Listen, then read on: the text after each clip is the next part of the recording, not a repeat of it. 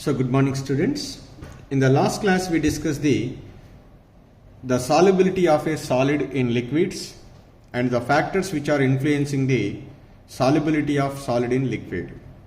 In the today's class we are going to discuss about the solubility of gases in liquids and the factors which are influence the solubility of gases in liquids. Generally, when a gas dissolved in liquid, gas dissolves in liquid to form homogeneous solution. Homogeneous solution. So that means only one phase is present. You know very well, you can see any soft drink, Thumbs Up, Sprite, all beverages, you can see in all the cases the gas is dissolved in liquid, but nowhere we can observe the two phases. Is there any two layers here observed in that soft drink bottle? No. So only one phase is present. When one phase is present, then what is that? It is said to be homogeneous. Here also, when gases are dissolved in liquid to form homogeneous solution, like the factors which are influencing the solubility of a solid in liquid, the same factors are also will be influencing the solubility of a gases in liquids. What are that? Nature of the solute, nature of the solvent, and the temperature of the solution and pressure. So now let us discuss first the nature of solute, and or I write that the factors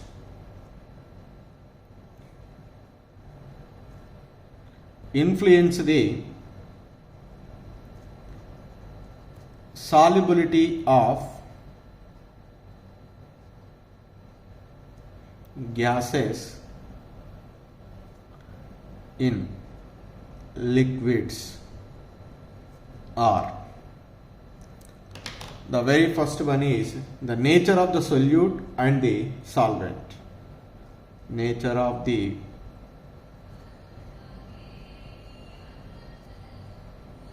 solute and the nature of the solvent.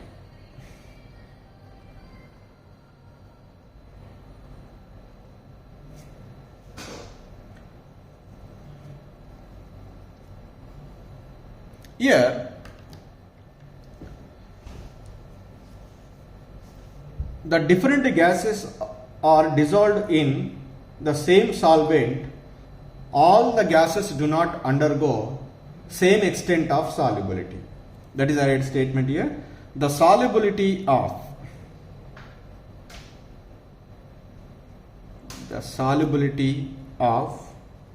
different gases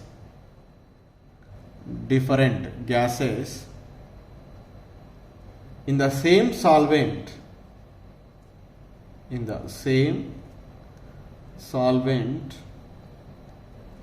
varies considerably.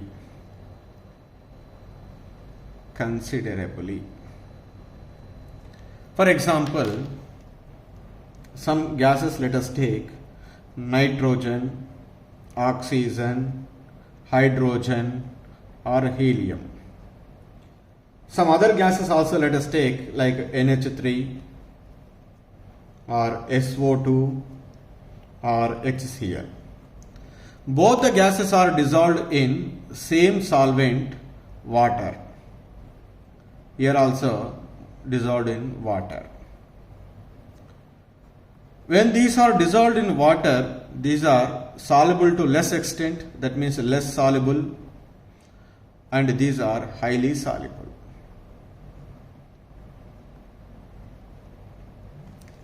These gases are less soluble, these gases are highly soluble. Why these gases are highly soluble?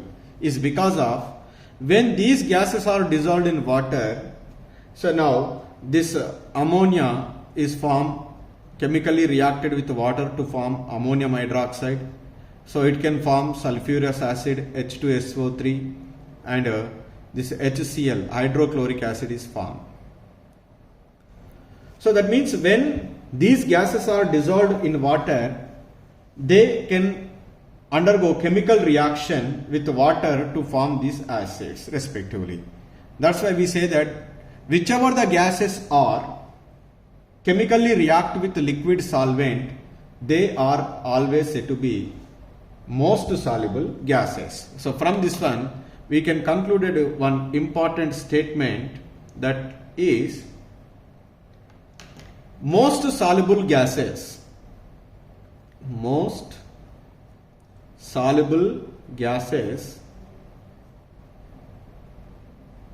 are those which chemically react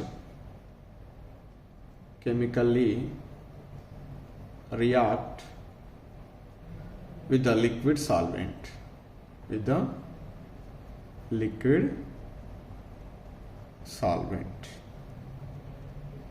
This is the point we need to be concluded from these two examples. This is about the first two factors, nature of the solute and the solvent.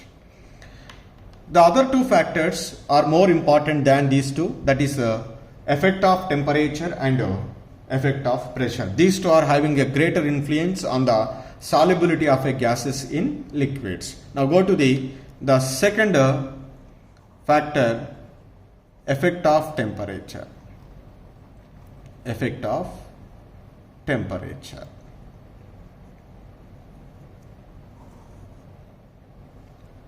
So here a statement I was given, the solubility of a gases,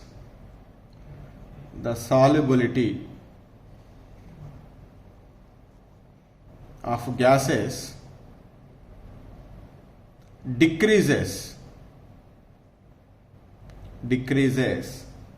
with increase in temperature.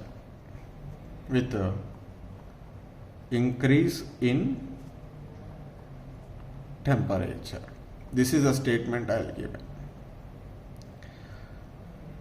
So why the solubility of a gases decreases with increase in temperature? Now I write that reaction is, from this one you can easily understand, gas is dissolved in liquid, the dissolution processes occurs, simultaneously the crystallization processes occurs to form solution.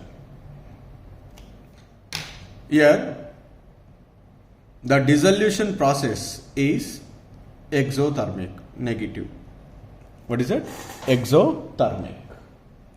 Now here, when gas is dissolved in liquid to form gaseous, that is a solution, that process is called exothermic. We know that according to Le Chatelier principle,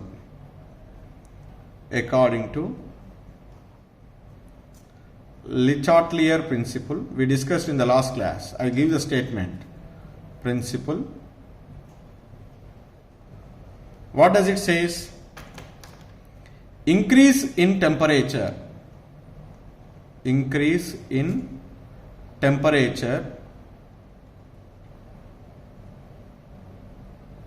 favors which reaction? Endothermic reaction. What is it? Endothermic process. Now in our given equation, gas is dissolved in liquid to form solution, that is forward process. Forward process is, what is that? Exothermic. The backward obviously is endothermic.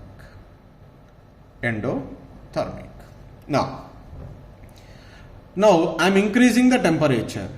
When increasing the temperature, according to Le Chatelier principle, favors endothermic process. What is endothermic process? Backward reaction. What is backward reaction? Solution gives rise to gas plus liquid, and that means the gas is separated from liquid. When gas is separated from liquid means, is it more soluble or less soluble? The solubility is decreases, that is less soluble. The gas is separated from the liquid means the gases go out from the solution, that is solubility is what happened? Decreases. That's why the solubility of a gases decreases with increase in temperature. But here one exception was there in certain cases. That is, in some cases like hydrogen gas, H2 gas, or inert gases like that is noble gases,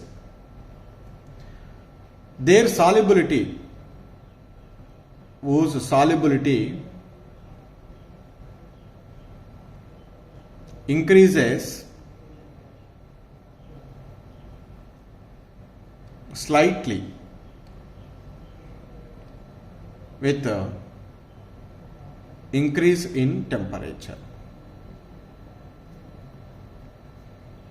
Increase in temperature, especially in non-aqueous solvents. Like non-aqueous solvents mean other than water, alcohol, acetone, ether, hydrocarbons, etc. So alcohols,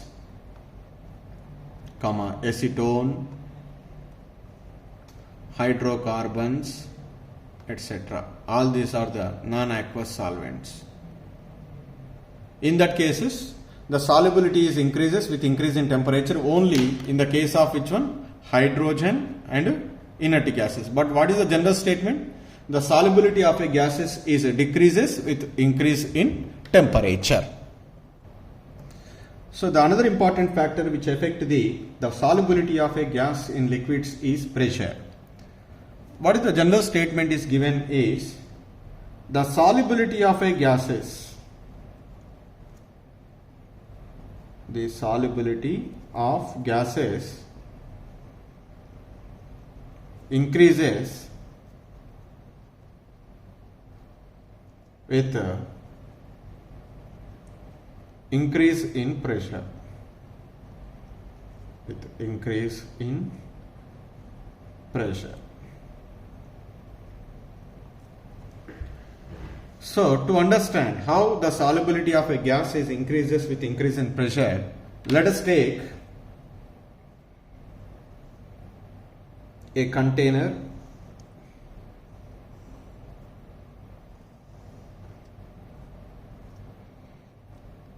in which the liquid is taken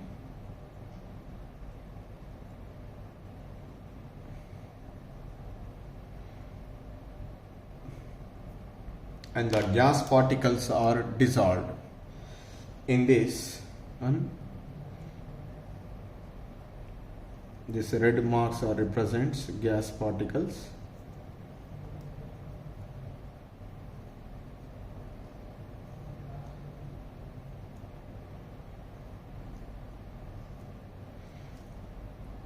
Here also some gas particles are present.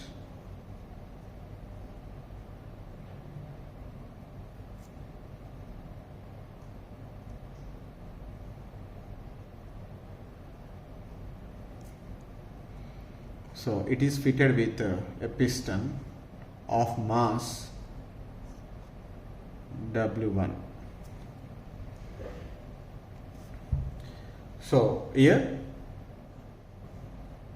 this lower part is represents, this is a solution, this part is represents a solution. The gas is dissolved in liquid, and this upper part is represents only, this is gas is present at a temperature T. Here what is happened, when the gas is dissolved in liquid, the gas particles are going to the solution, the gas particles are also coming out of the solution. Both dissolution and crystallization processes occurs. So now here this process occurs until the number of particles are going into the solution is become equal to the number of particles come out from the solution. That stage we call dynamic equilibrium. Now on this container, just I am increasing the pressure, just I'll draw that same volume of the container, let us take. So now I'm increasing the mass on that one, W1, and I am also added some more mass, W2. Then what is happened? Then this entire solution phase is comprised to the small value. So now here again the solutions.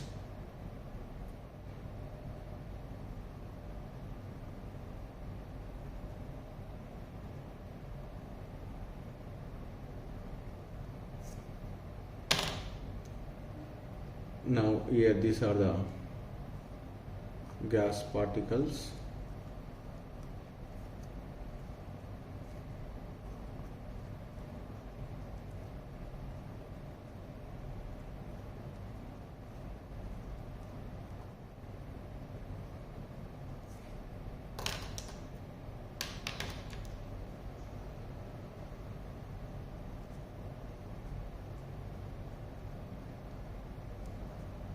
Now, so when we are compressing to the smaller volume, so that can be clearly indicates the number of molecules per unit volume increases.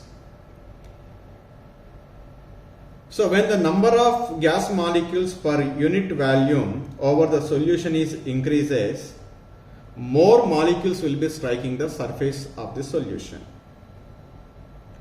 As a result, when they are hitting the surface of the liquid solution, immediately they can undergo dissolution. That means when you are increasing the pressure, when you are compressing this solution, more number of molecules are striking the surface of liquid. As a result, more number of molecules will dissolve. At the same time, the more number of molecules also will be escaped from this solution into gaseous phase. So both the process can be occurs until an equilibrium is reached. So when we are comparing the initial stage and final stage, in the initial stage, the number of gas molecules are going into the solution and coming out of the solution is very, very less compared to whenever we are increasing the pressure. Now, when we are increasing the pressure, the number of gas molecules going to the solution is increases. Similarly, the number of gas molecules come out from the solution is also increases. That is clearly indicates the increasing the pressure of a gas above the solution increase the solubility of a gas. So therefore, the concentration of dissolved gas is always proportional to the pressure on the gas above the solution. So this is what I concluded. The statement is the concentration of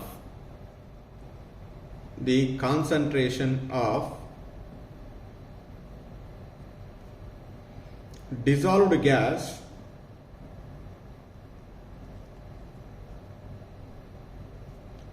is proportional to the pressure on the gas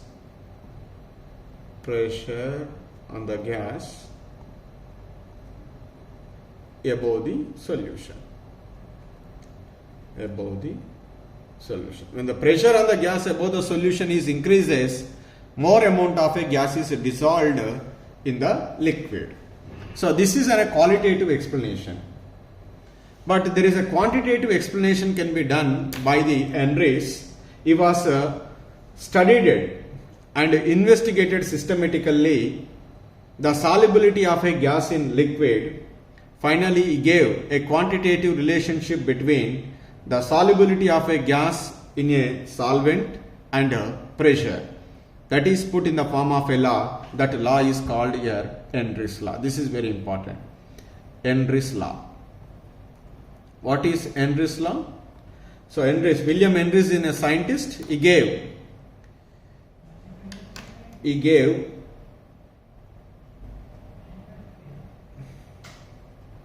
quantitative relationship between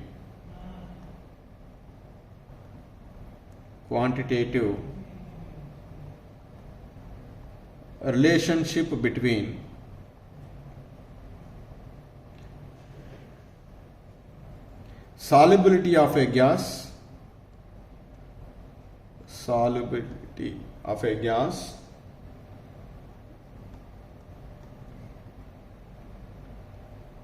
in a solvent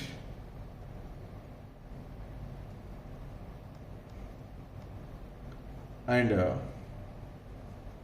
pressure. So this Henry's states the law. It states that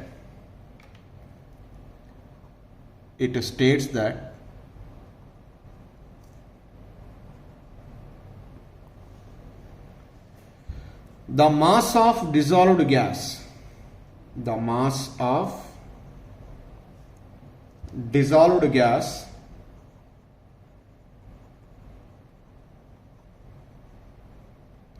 per unit volume of the solvent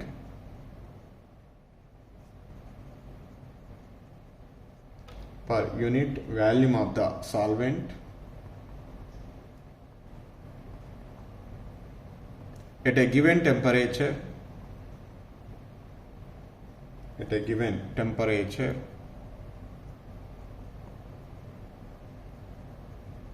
is proportional to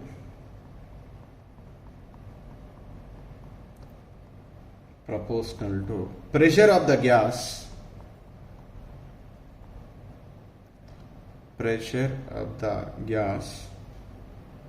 in equilibrium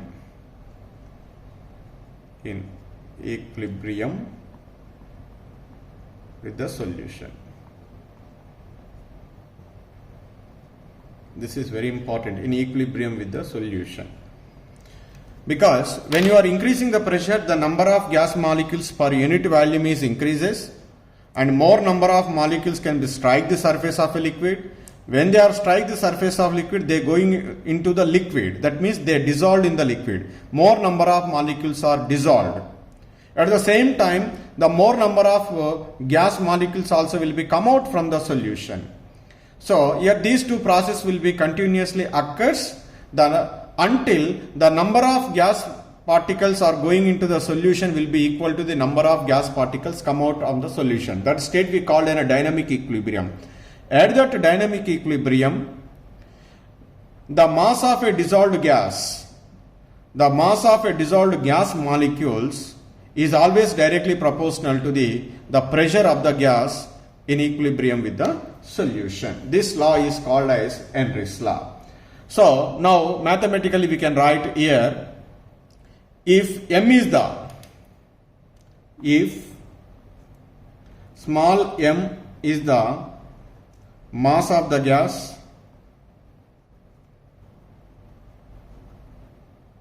dissolved in a unit volume of the solvent,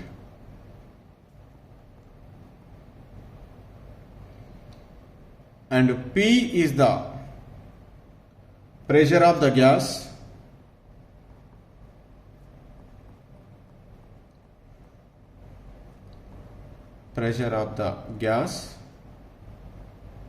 in equilibrium with the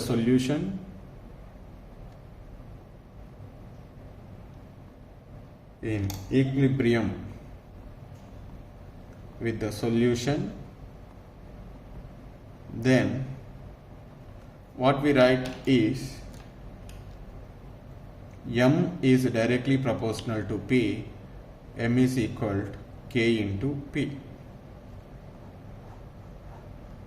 What is K here? K is called Henry's constant or proportionality constant here. Proportionality.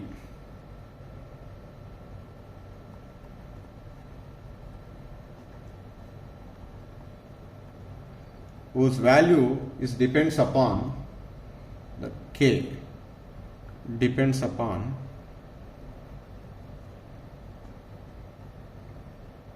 nature of the gas,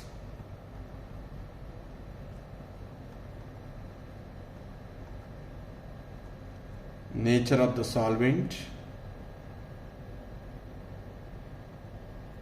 nature of the gas, and nature of the solvent, and also it depends upon temperature and pressure. All these four can be influenced the amount of a gas dissolved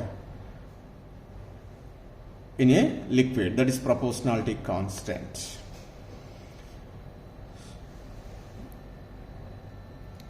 So at the same time, Dalton, that is a contemporary of Henry.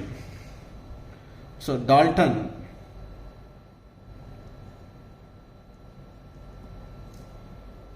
also studied the solubility of a gas in liquids.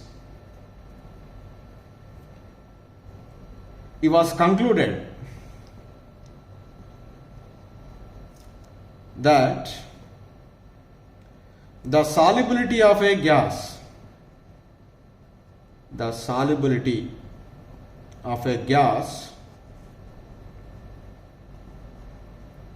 in liquid solution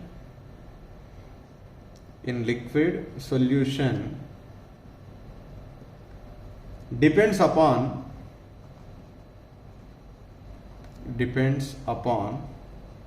the partial pressure of the gas. The partial pressure of the gas.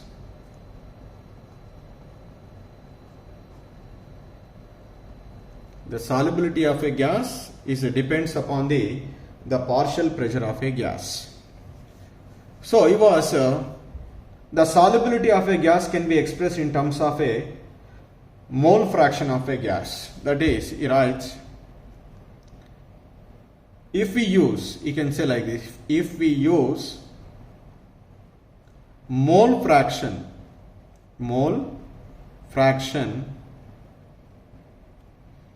of the gas in solution as a measure of its solubility,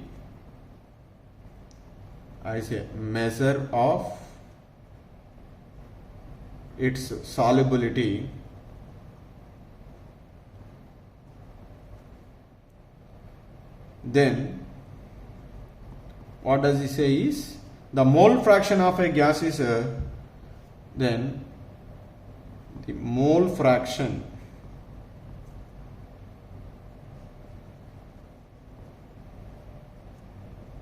of a gas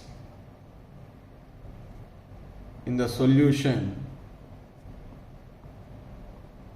is proportional to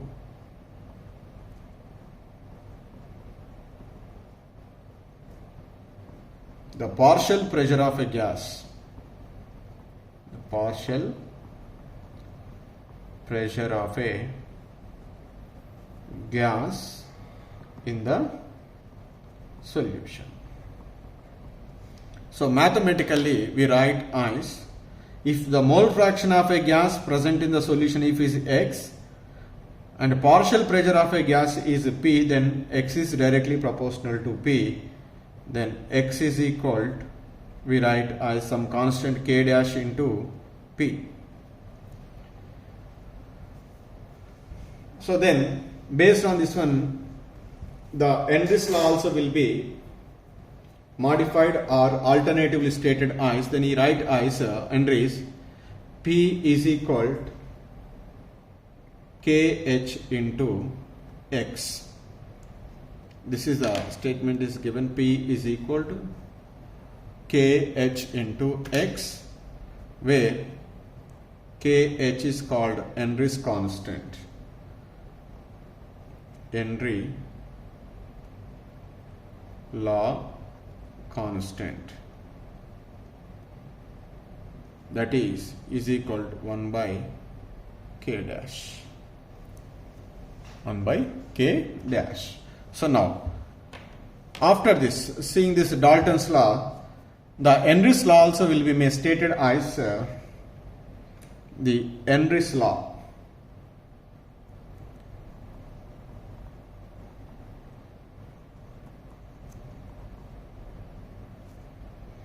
May alternatively stated as. So previously we can use the word mass of a gas dissolved per unit volume. The mass of a gas dissolved per unit volume, that is the solubility. That solubility was a Dalton expressed in terms of mole fraction. So that's why the pressure of a gas,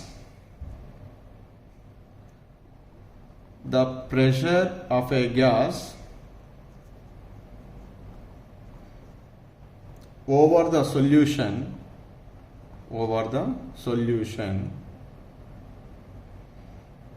in which gas is dissolved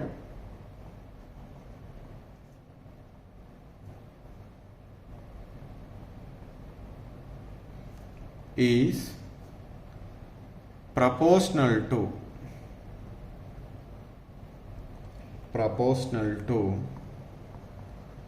the mole fraction of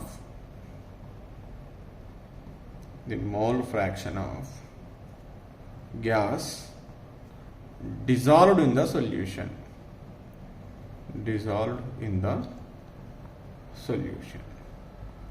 Just we are replacing the mass of a gas dissolved per unit volume is replaced by the mole fraction of a gas dissolved in the solution.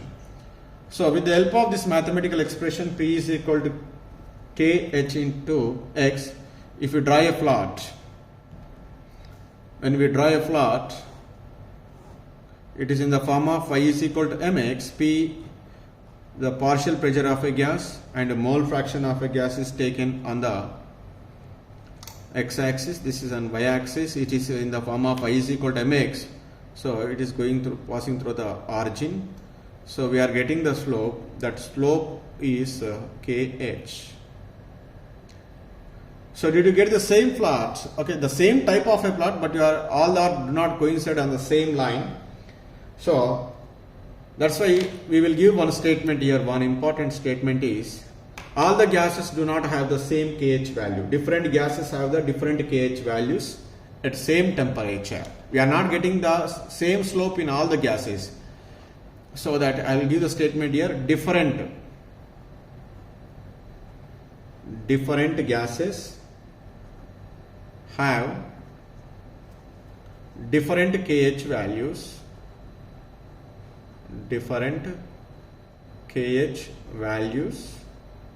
at a same temperature.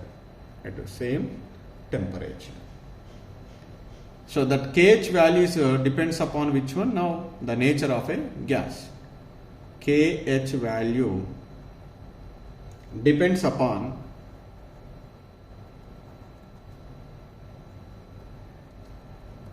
the nature of gas. So far we discussed the only one type of gas is dissolved in solvent, so that the amount of a gas is dissolved in that solvent is depends upon the pressure of that gas.